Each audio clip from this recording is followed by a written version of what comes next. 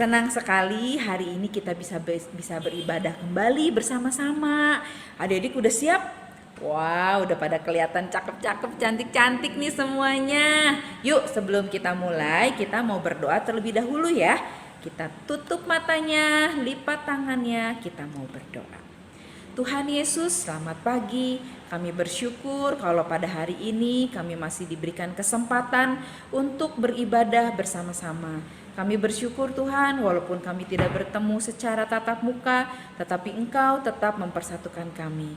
Tuhan Yesus, kami ingin memberikan yang terbaik. Kami ingin memuji Engkau, kami ingin mendengarkan firman-Mu, dan kami ingin bertumbuh di dalam Engkau agar kami berbuah-buah lebat di dalam kehidupan ini. Terima kasih Tuhan Yesus, urapi baik anak-anak yang kami layani maupun kami guru-guru yang melayani, supaya kami semua boleh memberikan yang terbaik untuk hormat kemuliaan nama Tuhan. Terima kasih Tuhan Yesus, hanya di dalam nama-Mu kami siap untuk memuji dan menyembah Tuhan. Kita katakan sama-sama, amin. Ya adik-adik, yuk kita mau bangkit berdiri sama-sama. Kita mau angkat pujian Hari Ini Kurasa Bahagia disambung dengan lagu Dalam Nama Yesus. Ya, kita bangkit berdiri ya, boleh pakai gerakan.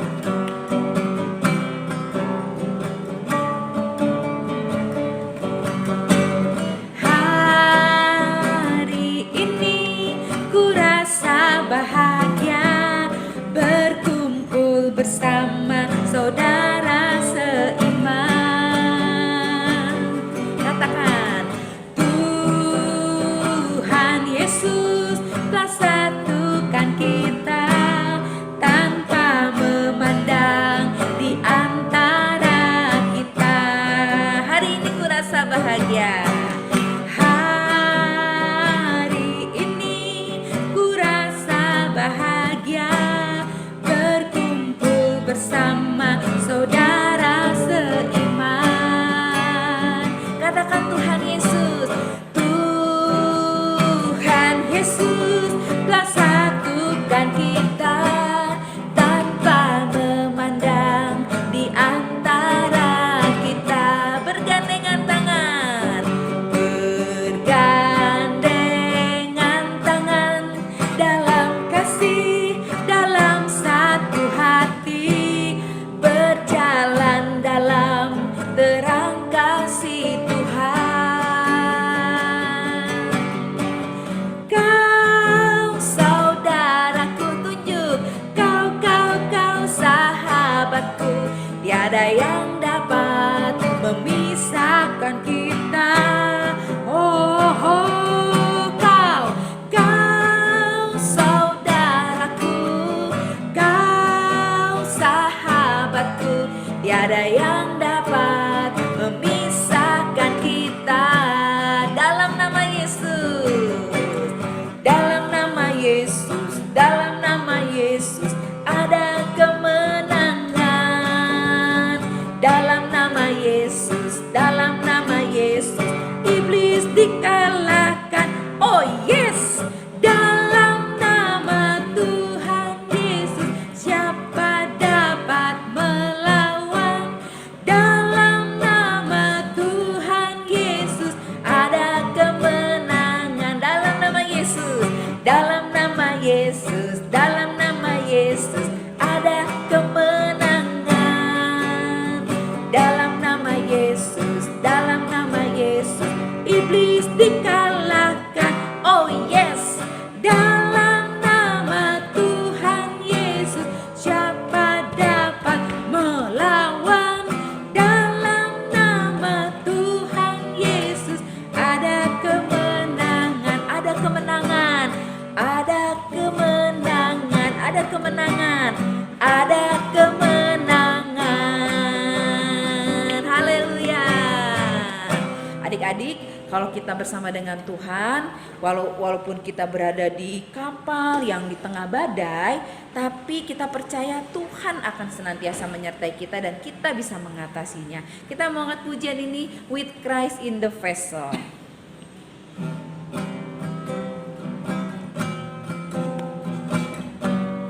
Boleh pakai gerakan ya adik-adik ya. With Christ in the vessel we can smile at the storm. Smile at the storm, smile at the storm. With Christ in the vessel we can smile at the storm as we go sailing home, sailing home, sailing, sailing home, sailing, sailing home. With Christ in the vessel we can smile at the storm as we go sailing home. Sekali lagi, with Christ in the vessel we can smile at the storm, smile at the storm, smile at the storm. With Christ in the vessel we can smile at the storm as we go sailing home, sailing, sailing home, sailing, sailing home. With Christ in the vessel we can smile at the storm as we go sailing home. Yes, sekarang kita mau memberi yang terbaik buat Tuhan. Kita mau memberi persembahan, tapi sebelumnya kita mau berdoa dulu ya. Yuk kita berdoa. Tuhan Yesus yang baik, sebentar kami anak-anak-Mu mau memberikan persembahan. Tuhan yang sucikan, kuduskan tangan-tangan yang akan memberikan. Biarlah apa yang kami berikan ini dipakai untuk memperlebar dan memperluas kerajaan Tuhan. Memberkati orang tua kami yang sudah menjadi saluran berkat buat kami. Tuhan yang memberkati usaha mereka, pekerjaan mereka, segala sesuatu yang dikerjakan oleh anak-anak-Mu selalu berhasil. Terima kasih Tuhan Yesus yang baik, di dalam nama-Mu kami berdoa. Amin. Kita mau memberikan persembahan, sudah disiapkan kotaknya, tempatnya? Ya, kita angkat pujian segala puji syukur.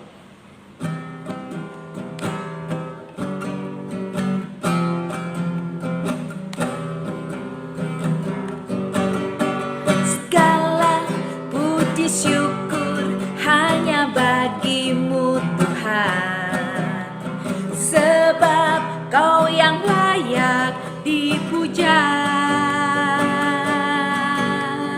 Kami mau bersorak, tinggikan nama-Mu. Haleluya, haleluya. Soraklah haleluya, soraklah haleluya, soraklah haleluya.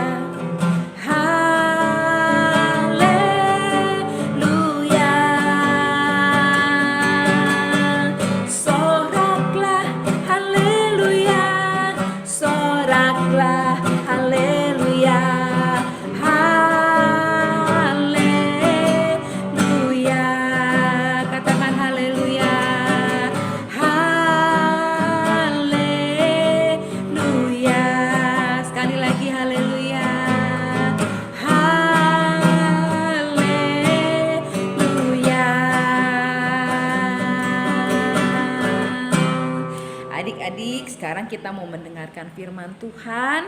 Kita mau siapkan hati kita. Ini ada sebuah lagu baru ya. Kita angkat pujian bagian refnya aja. Hidupku memuliakan nama-Mu.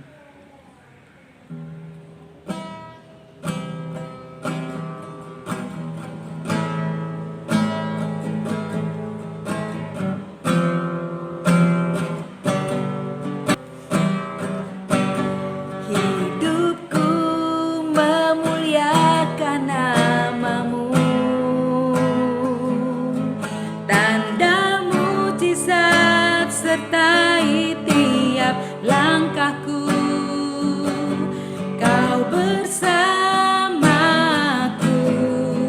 di dalamku, jadi bukti kebesaran-Mu. Sekali lagi, hidupku memuliakan nama-Mu. Tanda mukjizat sertai tiap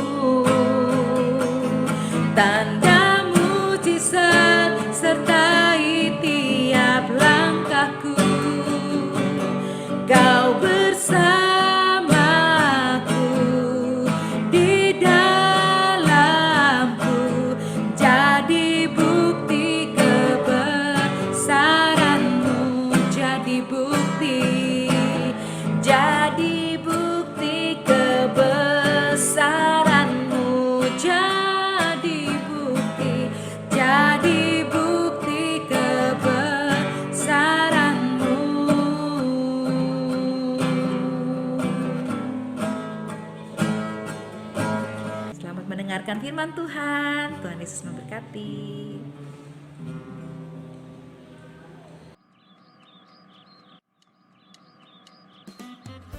Hai semuanya, selamat pagi. Wah, udah lama ya nggak ketemu. Gimana nih kabar kalian? Pasti udah kangen kan sama aku? Bercanda. By the way, kalian udah sarapan belum? Kalau aku sih baru aja selesai sarapan. Udah kan? Sip. Kalau gitu sekarang kalian siap ya untuk mendengarkan firman Tuhan. Kalau gitu, yuk teman-teman semua yang di rumah kita berdoa bareng-bareng. Semuanya lipat tangan tutup mata ya. Siapkan hati kalian untuk mendengarkan firman Tuhan. Selamat pagi Tuhan Yesus, terima kasih untuk berkat-Mu pada hari ini sehingga kami bisa berkumpul dan mendengarkan firman Tuhan. Kami mau Tuhan untuk mendengarkan firman Tuhan dengan sungguh-sungguh. Bantu kami agar kami bisa mengerti dan bisa menerapkannya dalam kehidupan kami. Terima kasih Tuhan Yesus, hanya dalam nama-Mu kami berdoa dan mengucap syukur. Amin. Oke deh teman-teman, kita simak yang satu ini ya. Check it out. Halo teman-teman, wah gak kerasa ya kita berada di penghujung cerita kita tentang hikmat sejati yang berasal dari Tuhan. Nah, teman-teman coba deh ingat tentang tokoh siapa sih yang kita bicarain di minggu-minggu sebelumnya.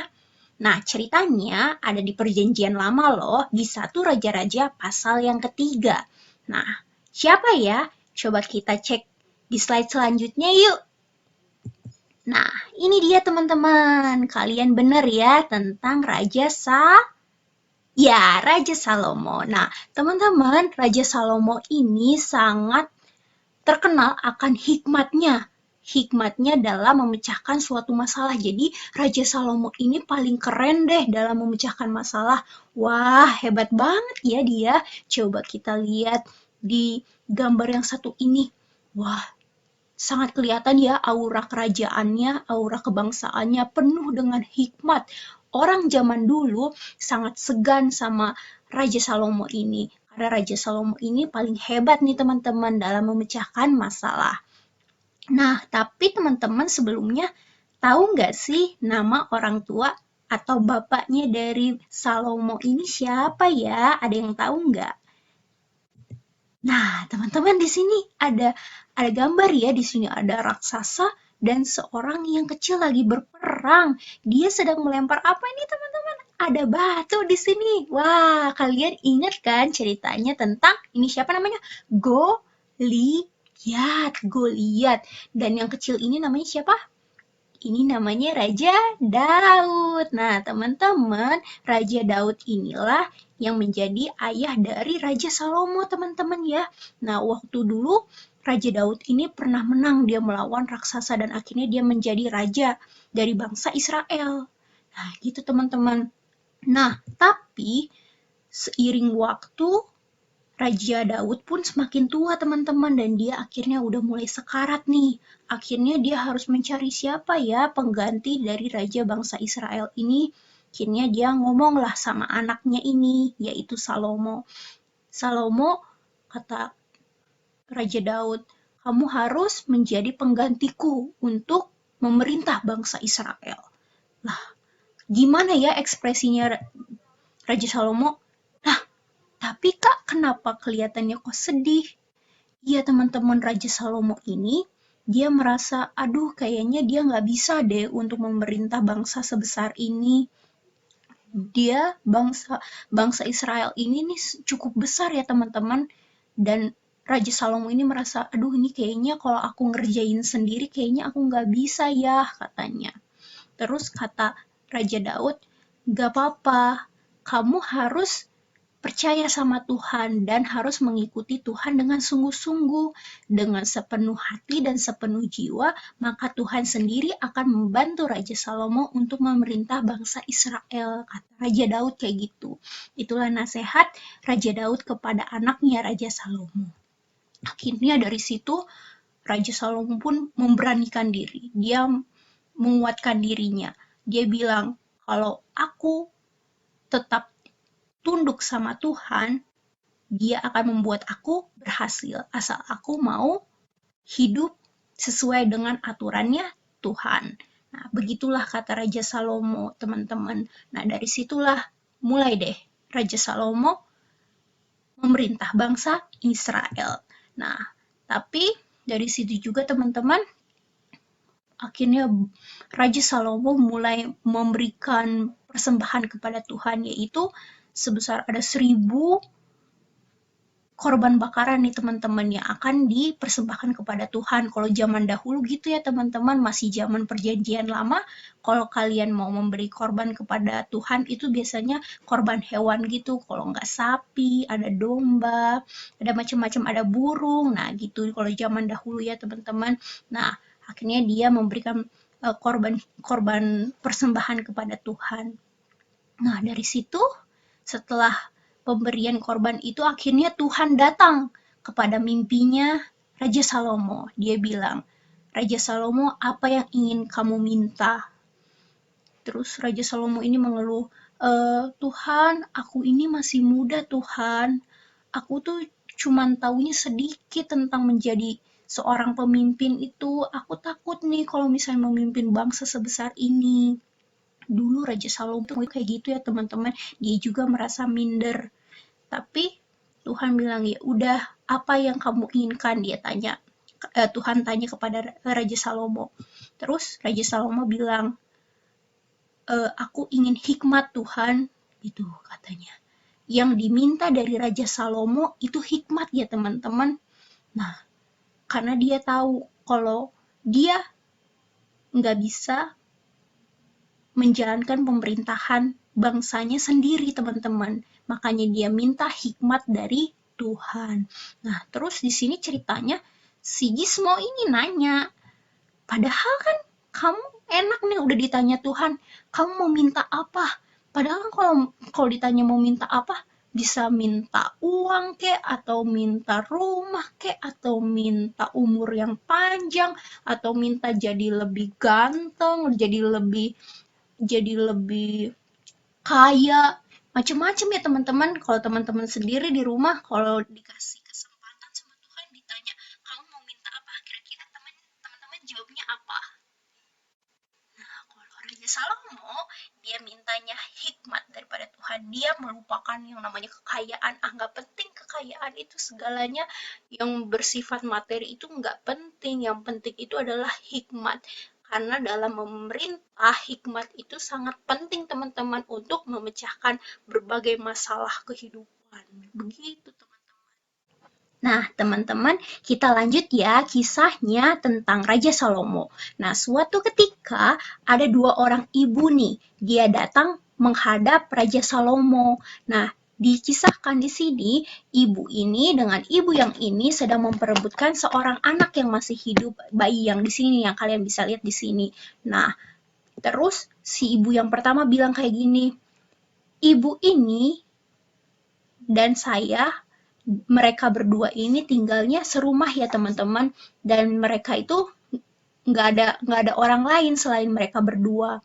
Nah, ibu ini anaknya sebenarnya sudah meninggal, tapi akhirnya ditukar sama anaknya yang sedang tertidur bersama ibu ini. Akhirnya pas pagi-paginya si ibu ini ngecek dong anaknya. Pas dicek, loh kok anak saya udah meninggal?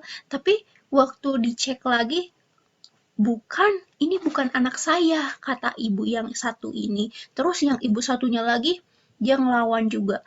Enggak kok, bukan anak yang hidup itu anak saya kok. Anak dia emang udah mati. Anak inilah anak saya. Wah, di situ teman-teman, ini kedua ibu ini saling memperebutkan si anak bayi yang tadi masih hidup ya teman-teman. Lalu ini permasalahan yang sulit ya teman-teman, karena kalau zaman dahulu kan belum ada teknologi yang namanya tes DNA. Kalau zaman sekarang, kalau kalian mau tahu nih eh, anak siapa sih ini atau siapakah ibunya dia, itu bisa dites lewat tes DNA ya teman-teman kalau zaman sekarang.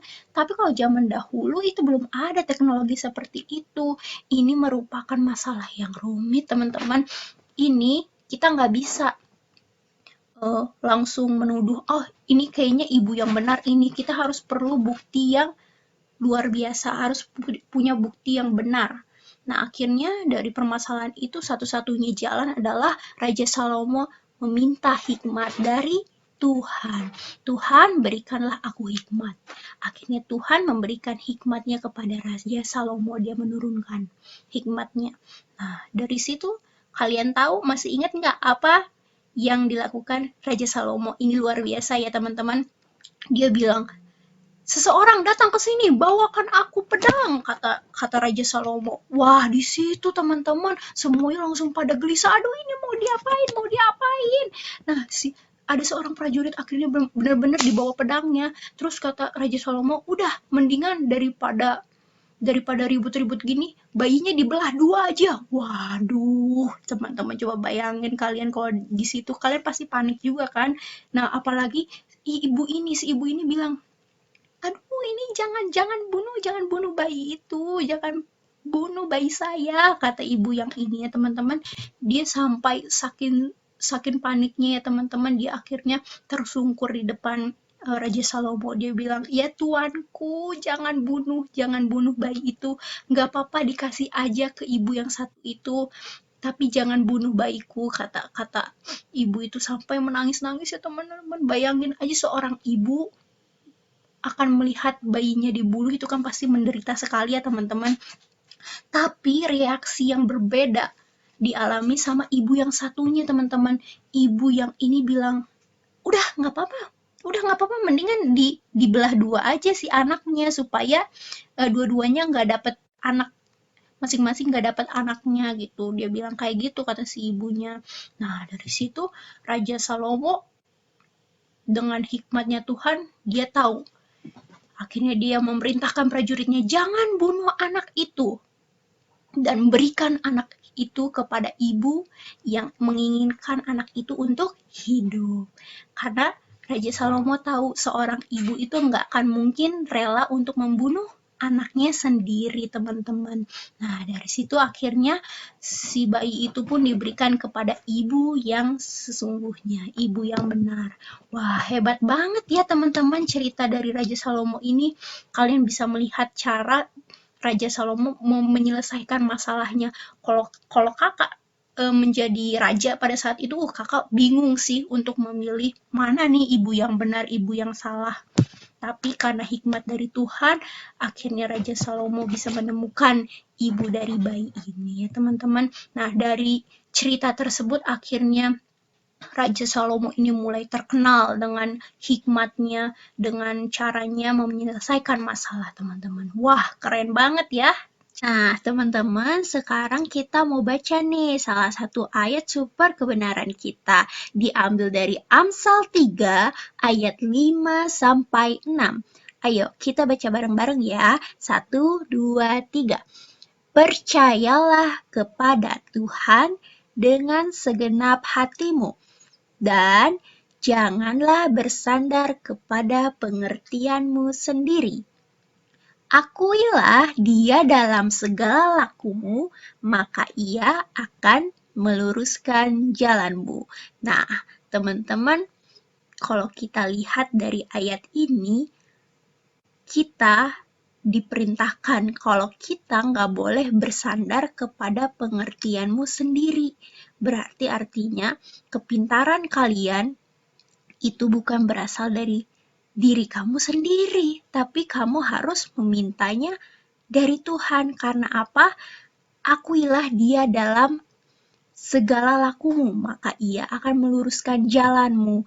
Nah, berarti kalau kamu misalnya ketemu suatu masalah teman-teman, satu-satunya jalan yang bisa meluruskan jalanmu, maksudnya apa itu Kak? Maksudnya yang bisa memberikan kamu jalan keluar dari masalah kamu itu hanya Dia. D-nya besar berarti hanya Tuhan. Hanya Tuhan yang bisa mencari jalan keluar bagi permasalahan kamu. Jadi teman-teman kalau misalnya punya masalah, kalian harus bertindak seperti Raja Salomo tadi. Kita nggak pikir misalnya, aduh kakak, aku susah nih pelajaran ini, pelajaran itu. Kalian jangan mencari jawabannya kepada diri kalian sendiri, kepada otak kalian sendiri. Percuma teman-teman, kalian kalau misalnya punya kesulitan, minta pertolongannya kepada Tuhan, karena Dia yang akan membuka jalan bagi kalian. Nah, teman-teman kita ingat lagi ya, tadi kan Raja Salomo ini meminta hikmat. Hikmat itu apa sih? Coba kita ingat-ingat lagi ya di pelajaran pertama. Di sini teman-teman, wah, ada dua makanan. Di sini ada apel dan ada donat. Kalau teman-teman mau pilih yang mana? Mungkin ada ya dari kalian, Kak, aku mau donat deh. Soalnya ini rasanya lebih enak nih daripada apel. Terus warnanya juga lucu nih, lebih menarik perhatian daripada apel. Tapi yang satu lagi mungkin dari antara kalian memilih, Kak, aku mah maunya milihnya apel, karena apel kan lebih sehat, lebih banyak gizinya daripada donat kan kalau donat banyak lemaknya, Kak. Bisa terlalu manis bisa bikin sakit gigi. Nah, teman-teman sering kali ya di kehidupan ini kita dipilihkan, diperhadapkan dengan dua pilihan dan kita harus memilih nih salah satu dari keantara dua pilihan tersebut. Kalau ini sih gampang ya tentang makanan, tapi kadang-kadang kita ditemukan oleh dua atau lebih pilihan, yang satu mungkin buruk, yang satu baik. Nah, hikmat itu akan membuat kalian mengetahui mana pilihan yang terbaik, mana pilihan yang terbaik, mana pilihan yang buruk. Jadi teman-teman, kalau kalian punya hikmat, kalian pasti bisa memilih pilihan yang terbaik, sama seperti tadi Raja Salomo. Tapi terus gimana caranya mendapatkan hikmat itu sendiri? Cara untuk mendapat hikmat itu sendiri ya tadi, kita ingat-ingat ya, hikmat sejati berasal dari Tuhan, karena Tuhan itulah yang mempunyai hikmat semua alam semesta ini. Nih, dan asal kalian tahu, wisdom atau hikmat itu akan kalian pakai sampai kalian dewasa nanti. Kalian di sini cita-citanya jadi apa? Adakah yang di antara kalian ada yang mau jadi presiden? Nih, ada fotonya Pak Jokowi. Wah, kalau jadi presiden, teman-teman, itu masalahnya bukan lagi sedikit ya, teman-teman. Kalian ngurusin satu negara. Kalau ngurusin satu negara, itu pasti masalahnya banyak banget, teman-teman. Itulah sebabnya hikmat itu sangat diperlukan supaya kalian bisa mengambil keputusan yang benar, supaya negara kalian bisa sejahtera, rakyatnya bisa senang dengan pemerintahannya. Habis itu menjadi dokter. Jadi dokter pun harus butuh hikmat supaya dia bisa menyembuhkan pasiennya nggak asal-asalan. Aduh, ini pasiennya kena penyakit apa ya? Apakah harus dioperasi? Apakah harus dikasih obat apa? Itu pun melibatkan hikmat ya teman-teman. Dan juga di sini ada nggak teman-teman yang mau jadi apa ini?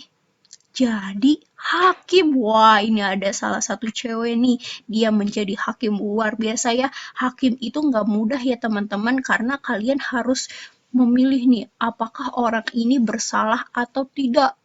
Apakah orang ini harus masuk penjara atau enggak? Itu semua ya teman-teman, nggak bisa dipikirkan pakai pikiran kita sendiri. Kita harus minta hikmat dari Tuhan. Selain itu di sini ada militer tuh. Jadi militer, jadi komandan militer itu nggak mudah teman-teman. Ya masalahnya juga banyak.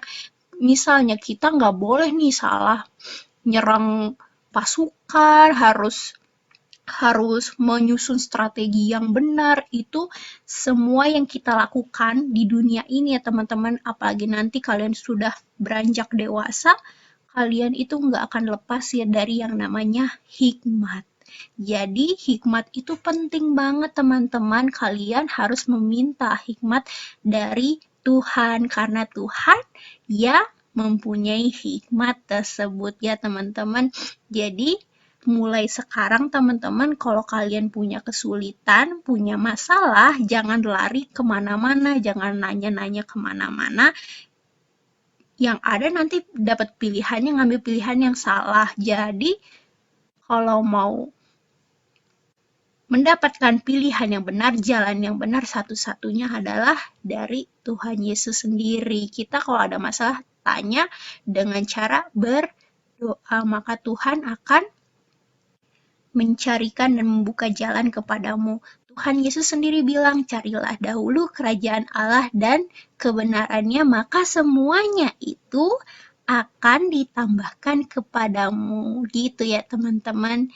Sekian ya cerita tentang Raja Salomo. Dari cerita ini kita belajar bahwa hikmat itu berasal dari Tuhan. Kalau kalian ingin mendapatkan hikmat itu harus menjadi anak-anak yang takut akan Tuhan. Karena takut akan Tuhan adalah permulaan dari hikmat. Luar biasa ya teman-teman. Wah, teman-teman, seru banget ya cerita hari ini tentang Raja Salomo. Kalau gitu, mulai saat ini kalian harus ingat untuk selalu meminta hikmat dari Tuhan. Oke deh, kalau gitu sekarang waktunya kita doa bareng-bareng yuk. Yuk, siapkan hati kita, lipat tangan dan tutup mata. Ikutin kakak berdoa ya. Bapa, terima kasih Tuhan untuk firman-Mu hari ini. Terima kasih kalau kami sekarang sudah mengerti bahwa hikmat itu berasal daripada Tuhan. Kami mau Tuhan menjadi anak-anak yang takut akan Tuhan, supaya kami pun bisa mendapatkan hikmat seperti Raja Salomo.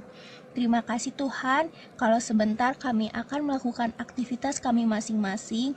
Jagai kami ya Tuhan, lindungi kami agar semuanya bisa berjalan dengan baik.